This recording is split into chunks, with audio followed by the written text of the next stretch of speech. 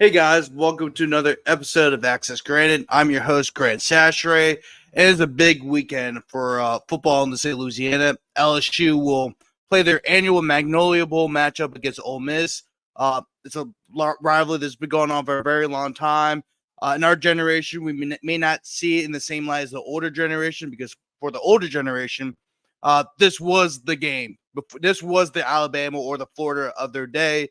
And of course, even 60, 70 years later, it's still one of the biggest matches in the SEC. Ole Miss comes into Tiger Stadium as the number 9 team in the country. LSU is number 13, of course. And this game has a lot of playoff implications. The Saints are back to being the Ains. They've lost 3 straight since starting off the season 2-0. Tulane puts up 70 over UAB. ULM is 4-1. And so it's a lot of shocking news in the state of Louisiana. A lot of good football being played, unless you're Louisiana Tech. But anyway, first let's get it started with going with LSU and their matchup against Ole Miss. LSU and Ole Miss both have top 10 passing offenses in the country. LSU is 7th nationally and 2nd in the SEC, only behind Ole Miss. Ole Miss is second nationally in their passing offense.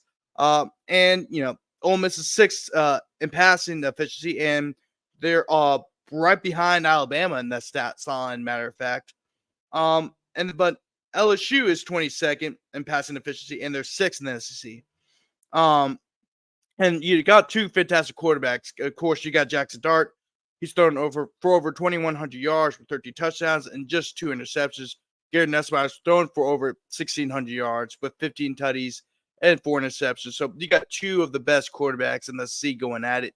And it'd be a very interesting matchup because both defenses, Ole Miss has had a decent defense. LSU has looked good at times, although they've looked suspect as well. And this matchup will really come down to the defensive line play for both teams because both teams' strength is the defensive line on both their defenses. LSU currently led by Savion Jones and Braden Swinson. Braden Swinson has 5 sacks and also 2 forced fumbles, both coming off of pass rushes. Savion Jones has 4.5 sacks with also 2 forced fumbles. So they're extremely effective off the edge. On the inside, which was a major concern for LSU, become a strength. A lot of big-time players have stepped up. Ahmad Bro, who's a true freshman, has stepped up in a big way. JVR Suggs has come in and contributed well on the rotation, coming from a D2 school like Grand Valley State. And also, you got to mention Dominic McKinley stepped up in a big way.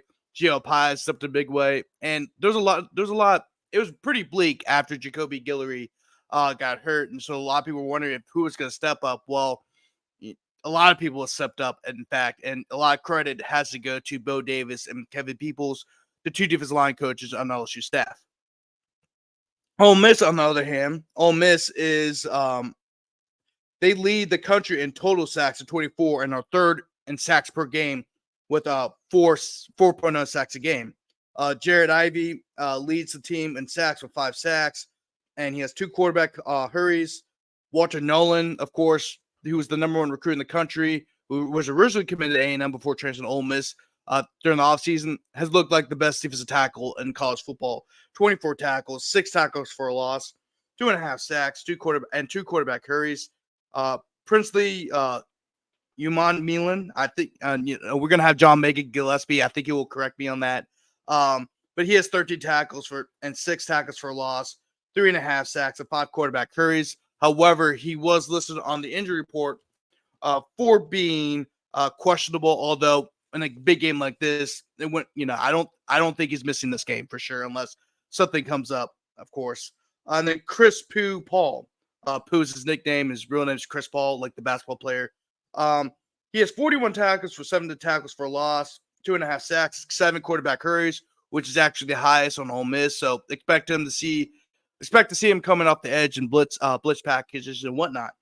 But I'll say this: the one thing that LSU has the advantage over Ole Miss is offensive line play. LSU is they are first and they're first in not having a whole lot of sacks allowed. They've been phenomenal in the pass blocking scheme.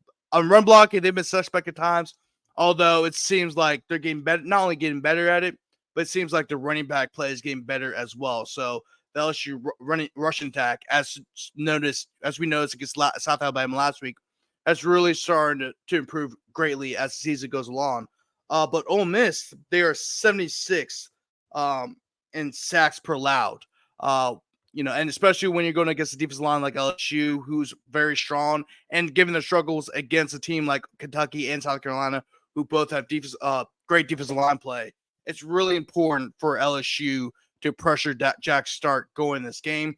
As noted, he completed 14 of his 27 passes, which is just above 50%. And for a quarterback, if you could barely complete 50%, that's not very good.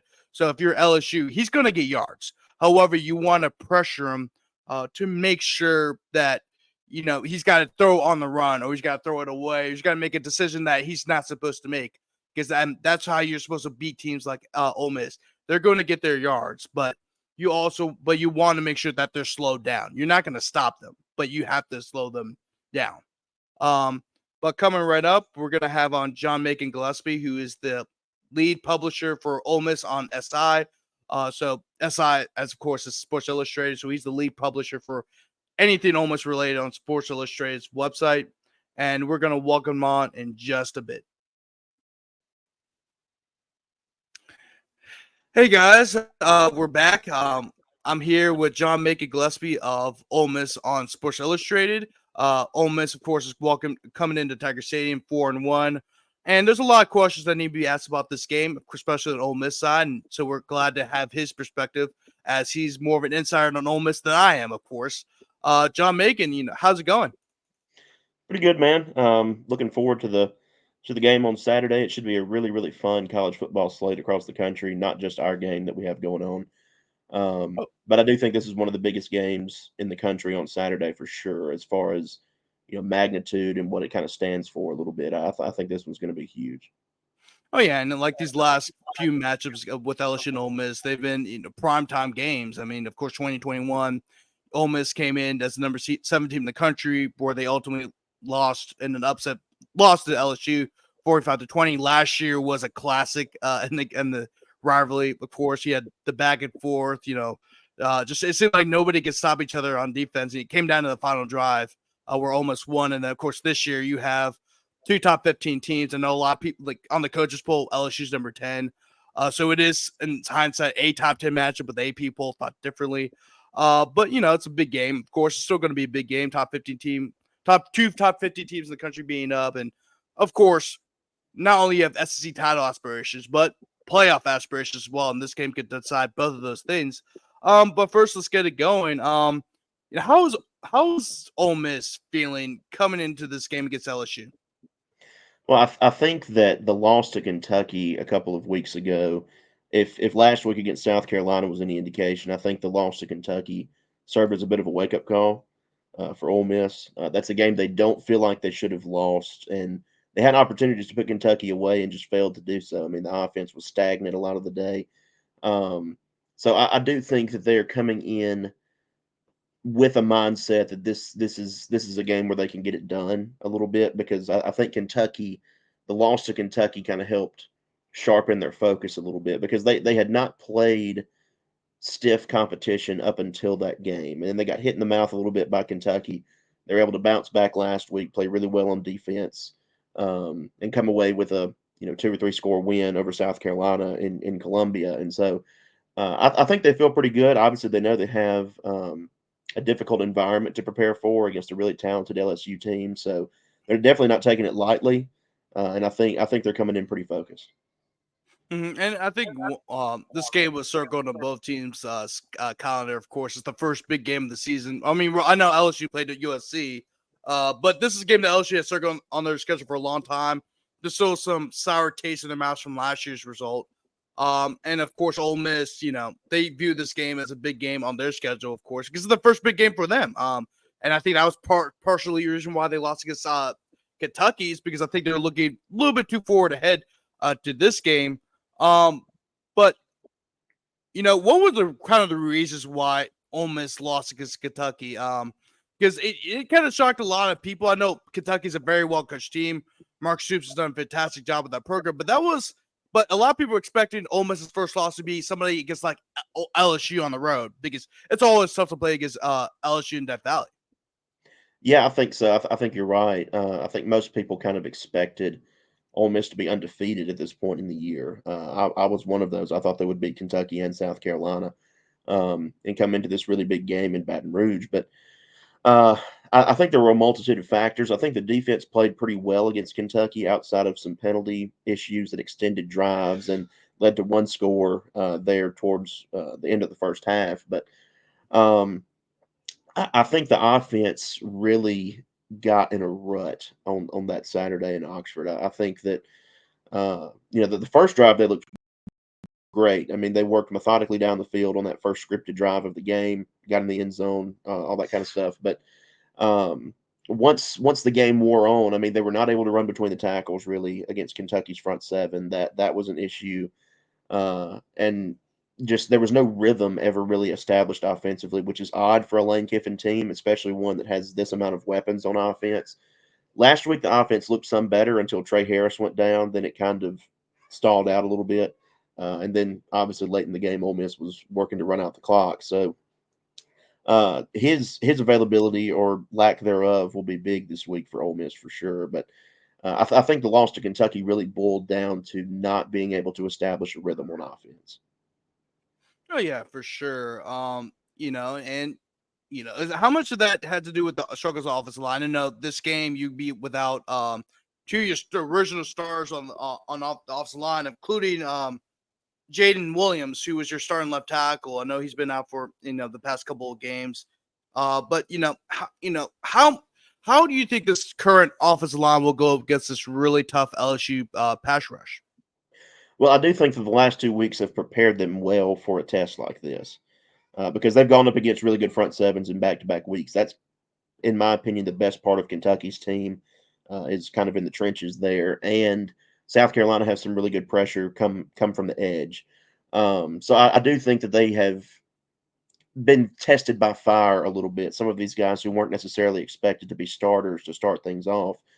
But some of these guys on the line are transfer portal guys who, um, that were at least going to be really good depth pieces, and now they're kind of in the starting lineup a little bit.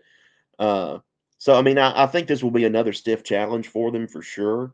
But I do think that having played Kentucky and South Carolina in back-to-back weeks leading up to this thing will probably have helped them because the guys that have been playing those last 2 weeks have come out of those games healthy. And, one of those games was in a road environment against South Carolina. So uh, I, I do think they'll be challenged for sure. I think LSU has a good front seven, but um, I think they'll come into this one a little bit better prepared than they were against Kentucky a couple weeks ago. Mhm. And I know last week they went up to Williams-Brice Stadium, which is a very tough place to play, and I believe they had an away game against Wake Forest, Mhm. if I remember correctly. But Tiger Stadium is a different place than both those places. I know Williams-Brice Stadium is probably one of the more underrated places to play in terms of how tough it is to play with it because it's loud. But Williams-Brice Stadium was during the day. You're coming to Death Valley at night at 6 o'clock p.m. after you have a bunch of drunk Louisianans coming to Tiger Stadium. So I know, how does this offense deal with this challenge? I know South Carolina helped prepare for that, but that Ole Miss has not won in Death Valley since 2008.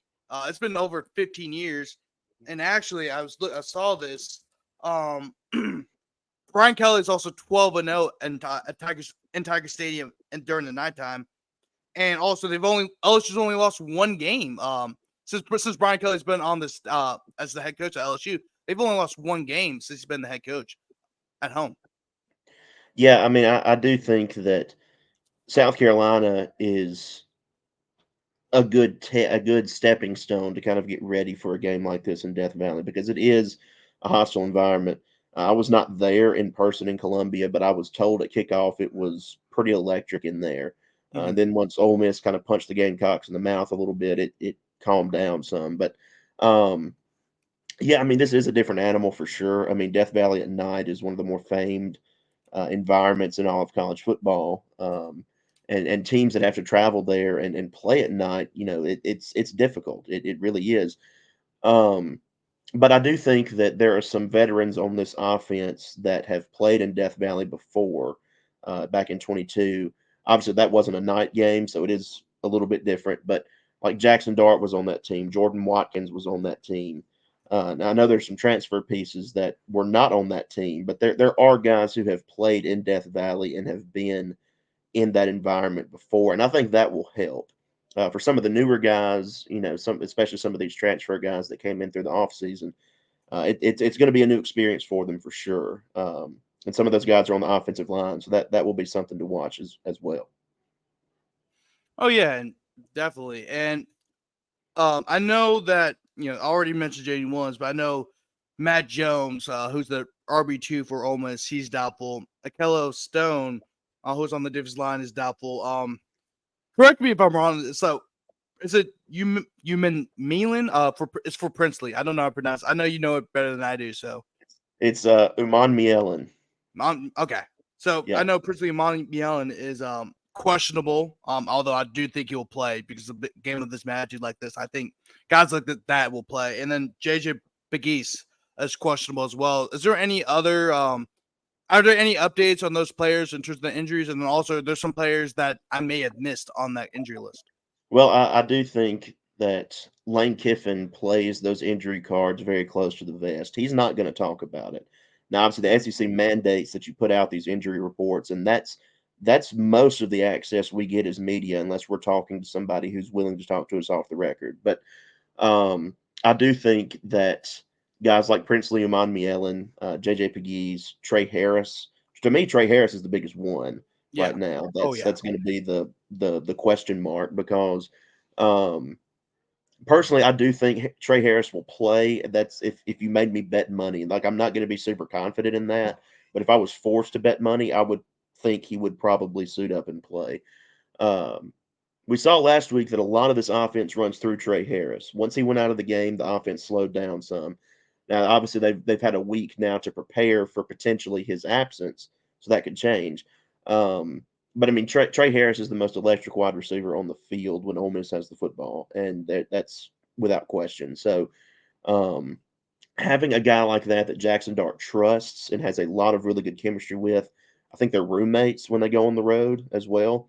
From at least they were last year, so that will be huge if he's able to play. But as far as updates on those guys, no, I don't have anything concrete for sure. I Mhm. know Lane Kiffin said on Monday that if the game against LSU had been that day, Trey Harris would not have played. But obviously, there's a long ways to go between Monday and Saturday, so um, we'll see. I know Ole Miss is going to need him to play for sure. I think they've got some pieces that can make up for the loss of Princely Amon Mielen if he's not able to go. Centarian Perkins has blossomed into an incredible player as a sophomore this year off the edge, and I think he stepped up and played really well against South Carolina last week. But to me, Trey Harris is going to be the biggest one that we'll find out about on Saturday. Mhm. Yeah, and Trey Harris, of course, they definitely need him. But to be honest, dude, that's LSU secondary is probably the weakest part of that defense, especially at safety. There's been a whole lot of moving. They keep moving the pieces around. The only constant really has been Ashton Stamps. I believe he started every game for LSU this year. Zai Alexander is now back to being 100%. He's probably LSU's best cover corner. Just given how he performed last year, and then he obviously tore his ACL, and then he's been kind of in and out in terms of his status. But of the Ole Miss receivers, who would the Rebels rely on the most going up against this secondary that is at times pretty suspect, especially and then you have a team like Ole Miss who leads the SC in passing. I mean, that's a nightmare, especially for our defense coordinator Blake Baker. Yeah, well, if Trey Harris is even able to go, I think he's the guy. But let's assume for a minute he's not able to go. I think then you turn to guys like Juice Wells, Jordan Watkins, who's been in that environment before since he got to Ole Miss. He's a really, really good veteran leader on this team. He missed a couple games early with a hamstring injury, but came back for Wake Forest and has been playing ever since. He'd be really big. And I'm interested to see if they get tied in Caden Prescorn and Daquan Wright involved a little bit more this week in the passing game. They've been a little absent the last couple of weeks as far as receptions and yardage and things like that go and targets. Um, I think especially if Trey Harris was not able to go, I think you're going to see more action from the tight ends as well, like Prescorn and Wright. But yeah, I think that if Harris is out, from a wide receiver perspective, it becomes Juice Wells and Jordan Watkins, but also sophomore Caden Lee has turned into a really, really good security blanket for Jackson Dart as well. He's not very big, not a very big guy, but he's explosive in space, has really good hands. He's a young name that Tiger fans I think may want to watch out for on Saturday too. Hmm. Yeah, and I think another strong suit of Ole Miss.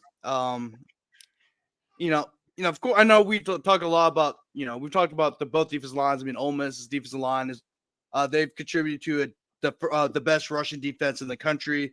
LSU has struggled running the ball for most of the year, but although I think they've gotten a lot better, especially when you have the emergence of a guy like Caden Durham, who's been phenomenal these past couple weeks and really saved LSU's butt in Williams-Brice Stadium to say the least with this performance. But Ole Miss is extremely well at running the ball, and that's kind of been their bread and butter the past few years. But LSU's rush defense has actually been one of the better ones, better units around the country. I know they've allowed some big time.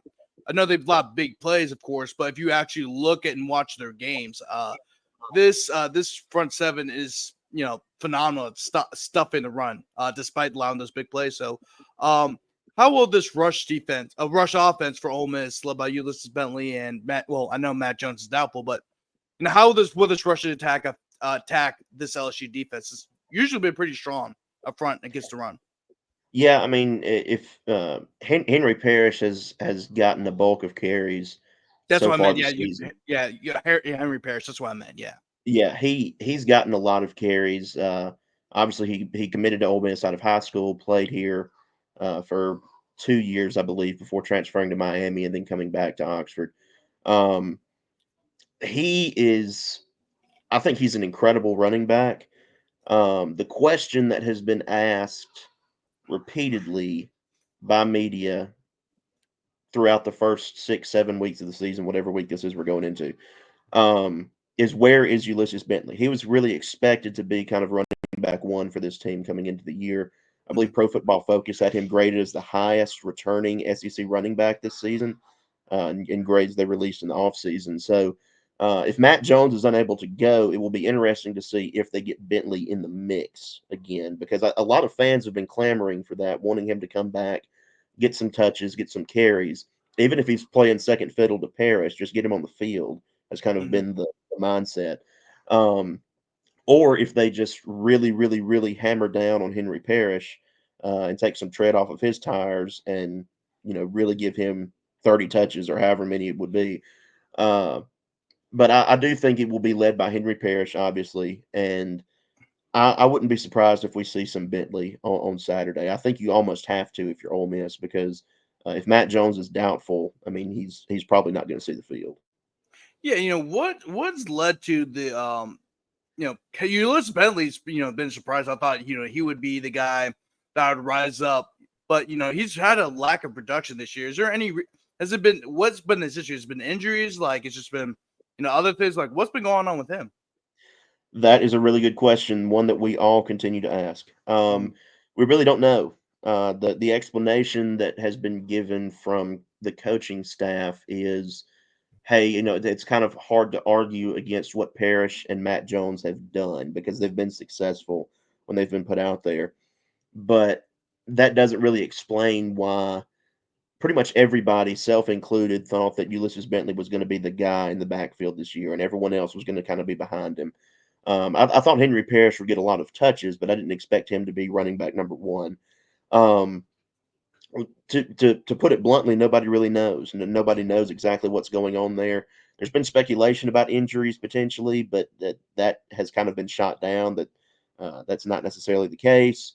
Lane Kiffin has said repeatedly that Bentley hasn't done anything wrong. He's not like in the doghouse for some reason. So really, we just don't know. I mean, I guess the argument has been they've been riding the hot hand with Parrish and Jones, but it is something that's confused a lot of people for sure. Mm-hmm.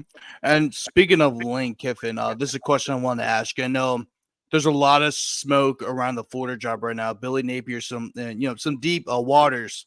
Um, it's not going to get any easier as you look at the schedule. It just seems like it's just the schedule of death. I guess you could say that. But with that job, let's say in the event that Billy Napier is fired, should Ole Miss fans be worried if Lane Kiffin were to leave for that job? Because I know the circumstance for Ole Miss next year will be that they're going to lose a lot of players from this year because a lot of these players are actually transfers. So, with all the uncertainty for next year, do you think that Lane Kiffin might bolt for Gainesville?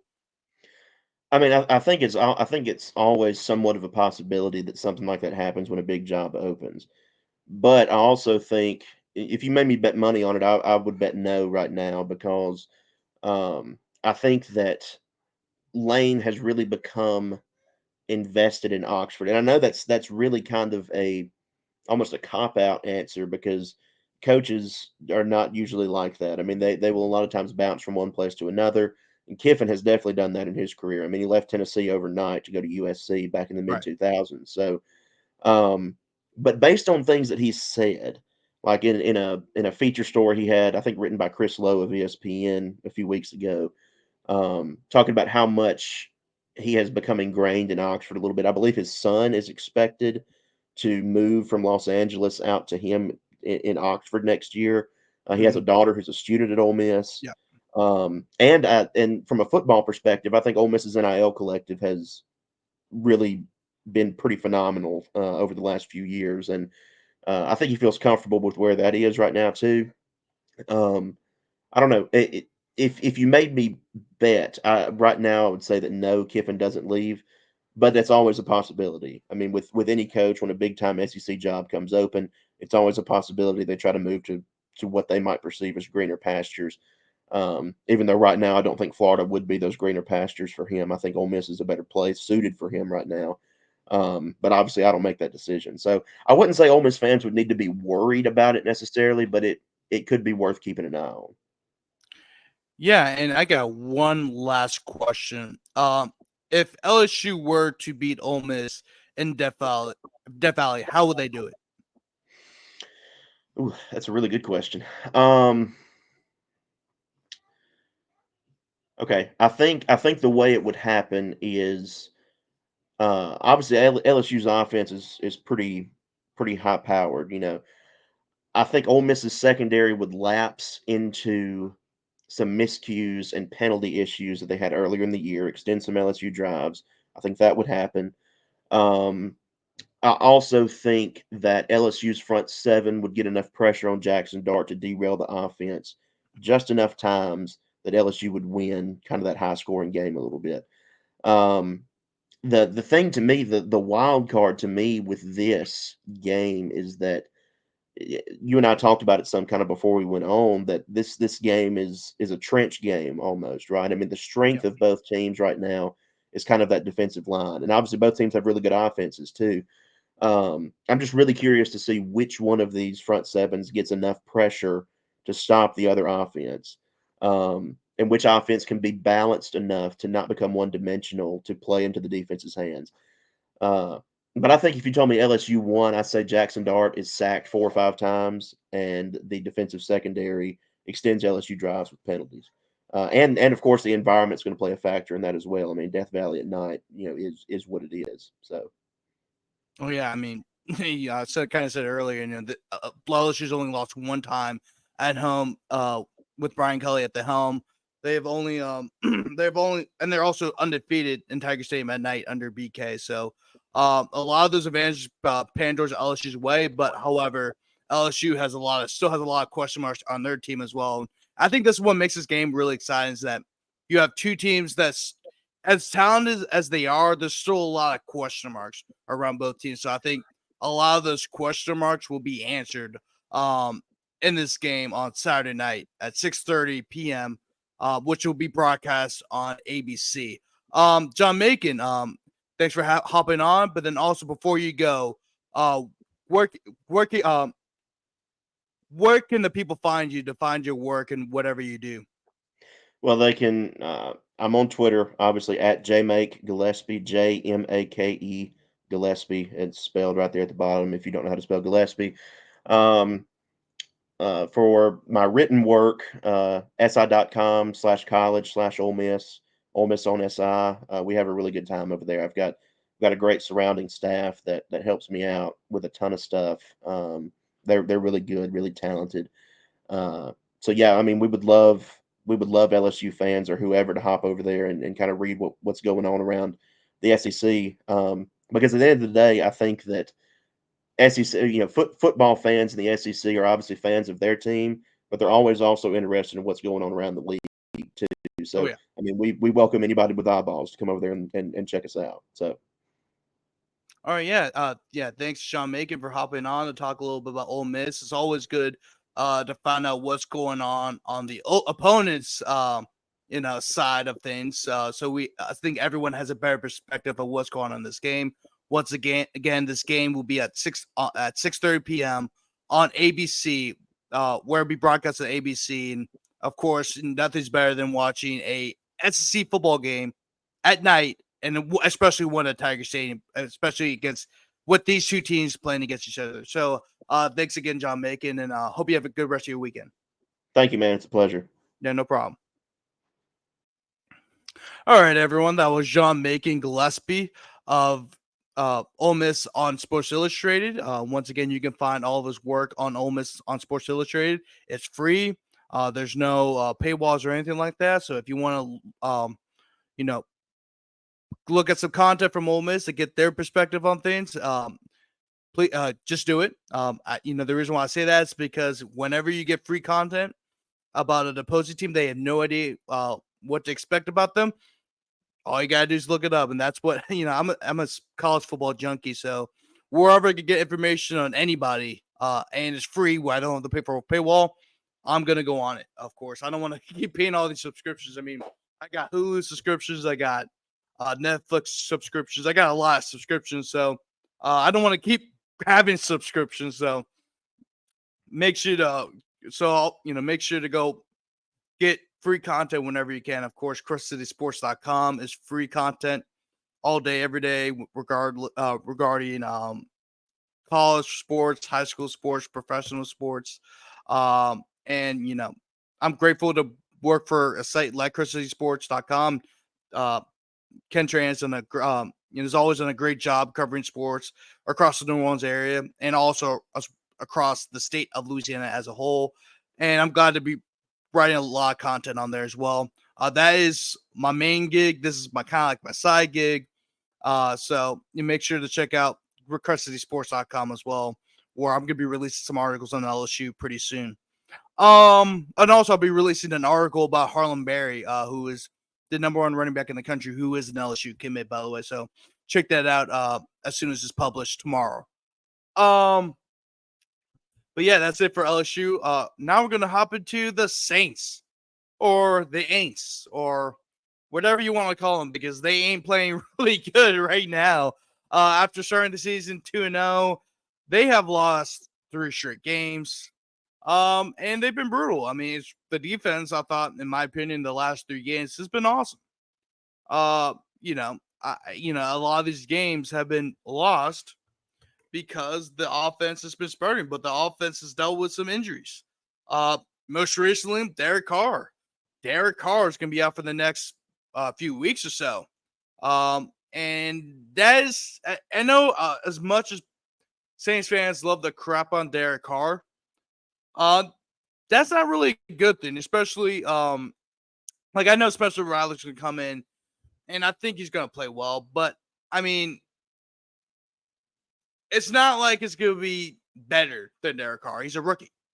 You shouldn't expect much from a rookie, especially one where your starting center, Eric McCoy, is out. I mean, you're having injuries all across the offense. So I wouldn't expect him to play better than Derek Carr, although some Saints fans think that he will. But, some Saints fans are completely delusional. The Saints team has lost 3 straight games. Of course, they lost against the Eagles on the game, 15-12. The Saints lost against the Dirty Birds in Atlanta, 26-24, off of a game-winning field goal by Younghoe Kim, who, by the way, is my fantasy kicker. So as much as that sucked, it's good for me, at least in some area, but not really, because I hate the Falcons. But then you lose against the Chiefs, 26-13. So the offense has been, sputtering. And just because you have a guy like Spencer Rattler coming in doesn't mean the offense is going to get better, especially when you're dealing with injuries. Eric McCoy is one of them. And I think they're missing somebody else as well. But this is not – the Saints are right now in a crossroads. I also don't see them beating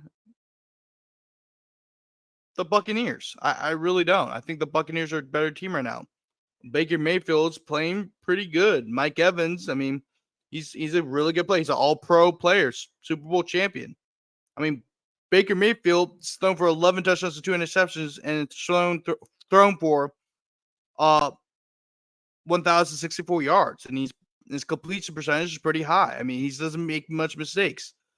Chris Godwin's playing awesome. Mike Evans, of course, is an all-pro receiver. I mean, right now, the Saints are dealing with a lot of injuries. And the Buccaneers, I think, in my opinion, are a little bit healthier. And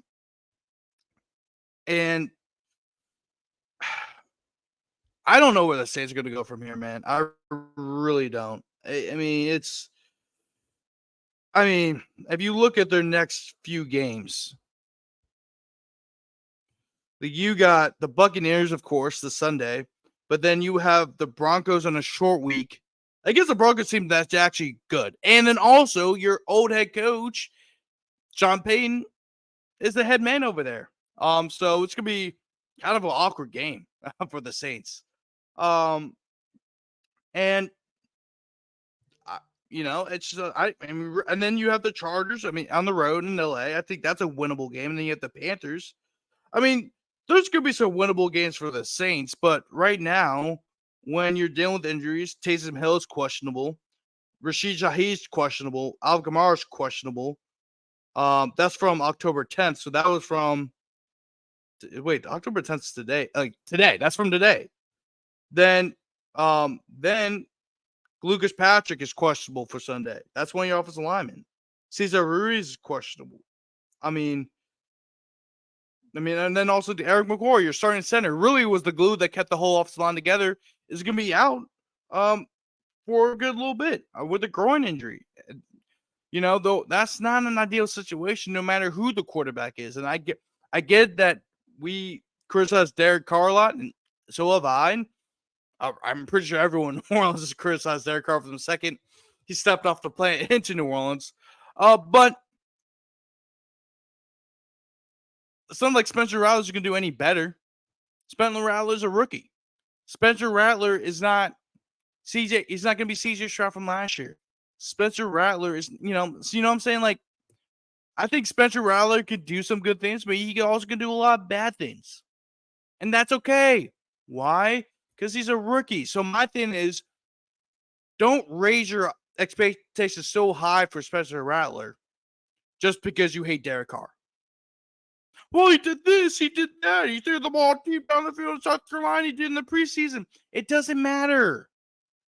Stop raising expectations that don't need to be raised. That's my biggest thing. And that's my biggest takeaway from this whole quarterback thing. Like, I'm not saying Spencer Rattler is a bad quarterback, nor am I saying that he's going to fail or succeed. My thing is, don't raise expectations that don't need to be raised. If your team's a 3-13 team from last year and you got this flashy new receiver and you think the offense is going to improve, it's not. This team was not supposed to be a very good team this year. You just caught lightning in the ball for the first 2 games of the year. Okay, the Panthers suck. They suck. They absolutely suck. Like, you were supposed to win 44-10. That Panthers team is a bad team. It is a bad, bad, bad team. I don't even know how they won a game. I don't even know how they beat the Raiders. I really don't. The Raiders suck too, but not as bad as the Panthers. The Panthers royally suck. And then the Cowboys are the Cowboys. The Cowboys don't suck, but they're the Cowboys. They're always going to lose the game they're supposed to lose to. Why? Because it's the Cowboys. It's the Dallas Cowboys. And you also were healthier at that time. And yeah, you were just healthy and you were the better team those two games. But then you went up against the Eagles, and then this is who the Saints are. This is exactly the Saints are going to be a 7-10, 6-11 team. So let's stop raising our expectations as a whole. We raised the expectations on starting 2-0. That's fine because you went 2-0. But now that since they lost 3 straight games, stop raising your expectations. Don't raise your expectations for Spencer Rattler. And then also, if things continue to not work out, Dennis Allen shouldn't be the only one getting shown the door. Seriously. He should not be the only one getting thrown out the door. You know who should be getting thrown out the door? Mickey Loomis. Because it's been bad draft pick after bad draft pick. That he's a cap genius because, you know, he was able to save money to get out of he's able to save money so the Saints wouldn't be below the cap because he wants to win now. That was a horrible idea. Why was it a horrible idea? Not because of financial reasons, which it is part of it. I mean, part of it's financial reasons, but a lot of it is because he refused to rebuild after Drew Brees left. He refused to rebuild, and I appreciate that you're trying to win games with the players you still have, but you need to go in a rebuild mode. There's nothing wrong with going to rebuild mode and trying to start over. There is nothing wrong with that. Doesn't mean you're a failure. It just means you need to go different direction so the Saints can win long term. He was thinking the short term. If you're a GM, you never think in the short term unless you already have the pieces to win a championship. They don't. He should be shown the door as well. Also, after that press conference, we're smacking his gum and everything. I think that I'm glad that happened because now Saints fans really get to see who really should be to blame. Dennis Allen is only a symptom of the problem.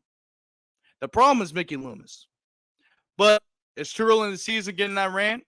And too early in the season to break all that down. But if they keep losing, I'm going to have to break it down. Seriously. But anyway, let's get into some lighter news. That's what happens when you cover the Saints. Let's get into some lighter news. And that is Tulane beating UAB 71-20 and ULM. Yes, we are talking about ULM. Yes, we are talking about the University of Louisiana at Monroe, formerly known as Northeast Louisiana. But first, let's get started with Tulane. Tulane beat UAB. And if you look at the stat book, you would see that Tulane outgained UAB 497-305. Okay, you'd be thinking, okay, maybe Tulane beat them 35-21. It may have been a little bit of a close game. Maybe it was like 28-17, and Tulane pulled away because they're the better team. Maybe you would think that. Tulane beat them 71-20. Yeah. They beat them 71-20. And yeah, your boy Trent Dover, I don't think he's surviving, bro. I really don't. I don't know why. And I'll talk about that in a little bit too. But I don't know why they would hire Trent Dover. I guess they're trying to go for some Deion effect. But the difference between Deion Sanders and Trent Dover is that Deion Sanders is primetime. Deion Sanders is considered one of the greatest players to ever step foot on the football field. Matter of fact, when Deion Sanders became a head coach, he went from the high school ranks to Jackson State. UAB is a class above Jackson State. Not because they're a better team, no, because they're a D1 football program. They're an FBS program with a lot of success. So the fact that you rolled the dice to hire Trent Dover was a horrible move. especially a guy who only coached high school ball, was only a coach for 3 years as a head coach. Dion at least had some extensive time as a high school coach, whether it was as an assistant or a head coach. And so Tulane, they ran the ball for over 300 yards. They had 309, 314, 319 passing yards. And Tulane, Tulane's still in the American. I think they're still in the American title race. They're still undefeated. It's still a long season to go, but with how they played against Kansas State and Oklahoma, I think that should factor into whether or not to just be in the playoff. But they have to win their conference championship, and guess what? They still have to play Navy, and Navy's undefeated. So that will be a big game in Indianapolis, by the way. But going off the UAB game, Tulane, of course, as I mentioned, they ran for 300. Well, actually, they ran for 317 yards. Mekhi Hughes had 119 yards and 2 touchdowns. Jamari McClure had 84 yards on 10 carries and a touchdown. Arnold Barnes, 3, ran for 82 yards on 11 carries with 2 touchdowns. And Ty Thompson also scored a touchdown as well. So you had 4 different players score on the ground for Tulane, and you had at least 3 players rush for 80 yards or over. So just a dominant performance by Tulane's rushing attack. Especially, and you want to run the ball like that, especially against over a bad team like UAB. And Keith Brown had 4 catches for 60 yards and 2 touchdown catches. And also, Tulane was able to pick off UAB's quarterback, Jalen Kitna. Yes, he is the son of former longtime NFL quarterback, Sean Kitna. They were able to force him to throw 3 interceptions, including and by 3 different players: Chris Rogers, Elijah Champon, and Javion White. And Chris Rogers returned his interception, 29 yards for a pick 6. So just an overall dominant performance by Tulane, especially over a bad team like UAB. So that's good news. But anyway, I just got this breaking news. Brian Kelly said that he will be surprised that Caden Durham goes down from probable after watching practice today. So it looks like Caden Durham would in fact probably be playing on Saturday, and LSU definitely needs him. But going back to Tulane, sorry to interrupt this Tulane breakdown for LSU news. But that's not disrespect. I actually love Tulane. But I had to break that news down because that was a kind of a question mark if Caden Durham was going to play this week. So I wanted to get that news out there. But going back to the question, can Tulane compete for a playoff spot? Yes. Does some things need to play on their favor? Of course.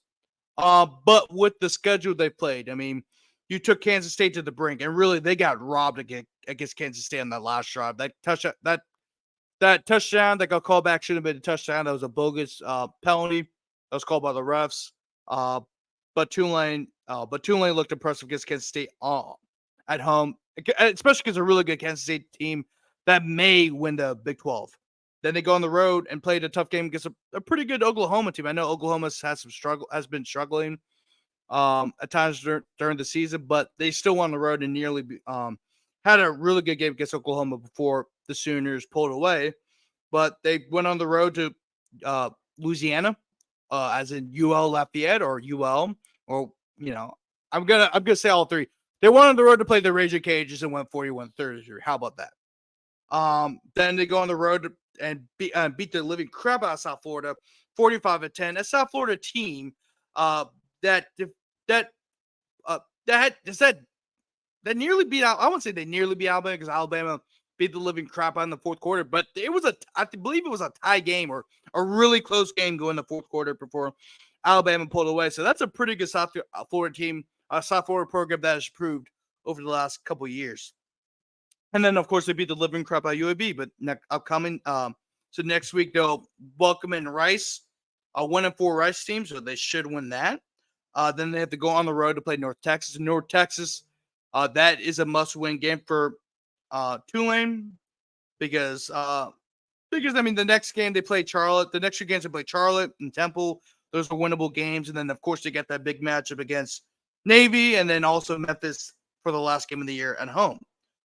So if, so I do believe if Tulane can win the rest of their games, including the conference championship, I really think they will be. I think they'll be of those teams. I think they'll probably be the favorite. I mean, other than Boise State, of course. But if you look at the strength of schedule, and then also how Tulane has played throughout the course of the year, and knowing that Tulane can compete with the big schools because they've shown that, given the 2 matches with 2 Power 4 programs, I think they should be in the playoff. But a lot of things have to play out. Of course, Tulane has to win the rest of the games, and then also they probably need some help from some other teams as well. So this is a big stretch for Tulane, given not only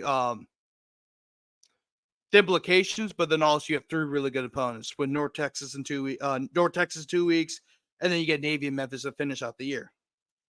But going to ULM, I know I'm going to talk about. I know I really haven't talked about UL that much. Let me go on UL. You go on UL briefly, just because before we get to ULM talk, because I think the ULM stuff is probably the story of the year in Louisiana, just given their overnight improvement. I mean, really, ULM has always been an afterthought in the state of Louisiana. If you look at all the programs, they've really been the afterthought. I mean, that's just how it has been. But UL is 4-1. Their only loss was against Tulane. Again, and it's very important because the UL and some of these top teams in the Sun Belt are also going to be in competition for a playoff spot as well. But UL has done a great job. UL has been, they beat Grambling, of course, but then they beat Kennesaw State. But then the third game of the year, of course, they lost against Tulane. But then they went on the road and beat Wake Forest. I know Wake Forest is not the same Wake Forest program that we're accustomed to seeing. Given what we saw a few years ago when the ACC championship, and they had a pretty good run of success in the late 2010s and the early 2020s with Sam. What's his name? He ended up transferring to Notre Dame. Sam something. I forgot his name, but anyway, it doesn't matter. But yeah, they beat Wake Forest and then they beat Southern Miss on the road last week. So they will have a big game against App State coming up, and then they have a few other big games. The Sun Belt's a very good conference, and it'll be very interesting to see how UL plays the rest of the season. And they're going to be a team that's going to be talked a lot about on the show, eventually, given the time. Maybe next week they have Coastal Carolina coming up, so we'll see. But anyway, ULM, they just picked up another huge win, this time over James Madison. And James Madison, of course, they've taken the college football war by storm the last couple of years. They joined FBS for the first time as a program last year. Remember, they finished the season 11-1, and originally they weren't supposed to play in the bowl game because of that stupid you gotta wait. Actually, I think they had to wait 2 years or something stupid like that before they could play in a bowl game. But there wasn't enough bowl eligible teams, so they're able to go to a bowl game. Unfortunately, they did lose in that bowl game. But JMU has really been as a kind of merged themselves as a group of 4 power. I mean, not group of 4. Group of 5 power. And a lot of people thought they could compete for a playoff spot, and this ULM team beat them 21-19. It's a huge victory for this Warhawk program. This is a Warhawk team that not a whole lot of people expected to do anything this year. I mean, it's ULM. That's kind of the thing. Like, ULM is one of those teams where a lot of teams in that conference are like, oh, it's ULM. Check mark. We win that game. But that has completely changed under Brian Vincent. Brian Vincent, of course, is the first-year head coach. The last couple of years, he was at New Mexico. But before that, he was the office coordinator at UAB. And remember I said about Trent Dilford, like he should have never got hired? Brian Vincent really was the guy they were supposed to hire. Actually, a lot of people thought that UAB was going to turn to Brian Vincent. Coach Vincent was, not only a long-time office coordinator for UAB, but he's he's a longtime resident of Birmingham. I believe I think he's originally from Birmingham, but I do know he was a high school head coach in the Birmingham area for a good period of time. So a lot of people thought that um, he was going to become the head coach of UAB because of the connections he already had with the area. He knows the high school landscape. He knows who to recruit. I mean, he was a high school head coach for a little while. Oh no, he's originally from Kentucky, I believe. He says he's born in Kentucky, but he went to college at West Alabama. So he's been at Alabama for a very long time. He's a head coach at Spain Park High School, Greenville High School, Spanish Fort High School. A lot of the schools are in the Birmingham area. And then, of course, he went to South. He was assistant South of Alabama for 3 years, and then he became the office coordinator at UAB for 2014. That was the turnaround year under Bill Clark, where I believe they finished the season 8-4, but they didn't go to a bowl game because the university announced mid-season that they were shutting down the program, which is a long story with that. I mean, also a lot of those issues had to do with the University of Alabama itself, and there's a lot of beef between those two universities, actually, and yeah, the UAB shut down the program because the president didn't value football that much, and then they reinstated the football program 8 months later because they realized, oh wait, we need football because of course you do. You're in Alabama, duh.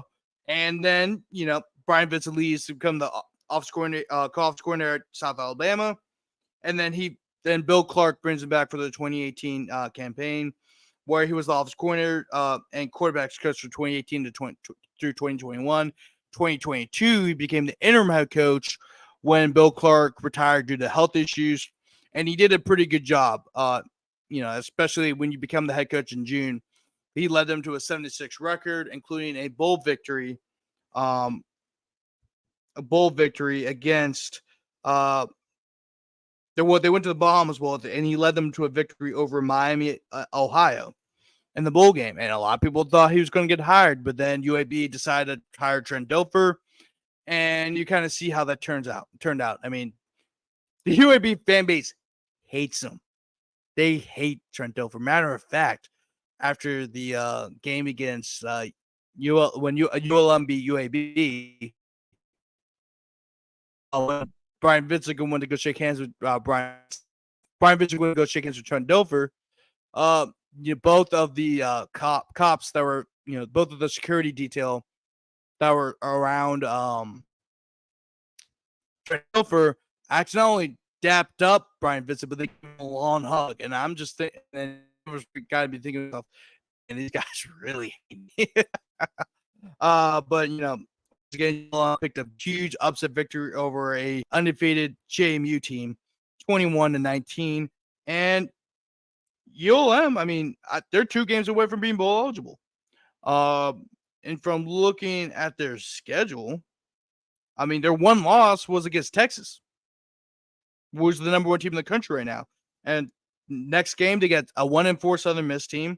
They got 2-4 South Alabama team. Although South Alabama, don't be fooled by the 2-4 record. That's actually a solid team. Then they got Marshall. Then they got Texas State. Then they could beat Auburn. Imagine if they go to Auburn, Alabama, and beat Auburn, and on November 16th. That would be crazy. But anyway, then they have Arkansas State, and of course they got their annual rivalry with the Raging Cajuns. So I think ULM could possibly make it to the Sun Belt Championship and possibly even win the Sun Belt Championship game. However, I think it's more likely that they'll advance to their first bowl game in 12 years, which I believe is their second. And I think they joined the FBS ranks in like the mid-90s. So this is only the second bowl game in the program's history. So, I mean, I think Coach Vince should get head coach of the. I think he should get national coach of the year. I really do. This ULM program was bad, like really bad, and in 1 year, and I believe, if I remember, I think How many games did they win the year before? I don't think they won many. Hey, let me look that up because they won 2 games last year. So they've won 4 this year, and they've already surpassed their last year's win total, which was 2. So that's a lot of credit needs to go to Brian Vincent. And if I'm ULM, I would appreciate him as long as possible because I'm not sure how long he's going to stay in Monroe, because especially with that UAB job opening up, and they don't want to make the same mistake twice. So with that being said, I think Brian Vincent should get National Coach of the Year. But I do think he should, he would definitely get some Coach of the Year. But I think he should be in national consideration for National Coach of the Year. But anyway, that's gonna wrap up the show for today, guys. I'm your host, Grant Chachere, the owner of Ruger Sports Media, and then also a reporter for Chris City Sports. So you can find all my work on our YouTube channel. Make sure to like this video and subscribe to Ruger Sports Media for more content regarding sports in the state of Louisiana. And also make sure to follow us on social media, and also to make sure to follow my social media as well as Chachere Grant. And then also, this is a big weekend. Of course, me and Jason Lejeune will have our show tomorrow, Friday nights on the Bayou, where we're going to be recapping all of Friday night's games. We're going to be reacting to them live. We're going to have a guest on there as well, and it's going to be a lot of fun. But then also, we will have access granted once again, another live show this Saturday, where I'll go into more depth of the Ole Miss, just the college football day in general, and then we'll touch on LSU as well. But we're gonna have that live on both Twitter and YouTube, and make sure to check in and leave comments. But I'm glad we had the show today. Thanks again to John Macon Gillespie of Ole Miss on the side for joining us. But anyway, I hope you guys have a good weekend.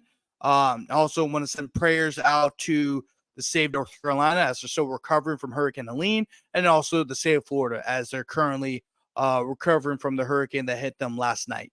But prayers out, y'all, and hope you guys have a good rest of your day.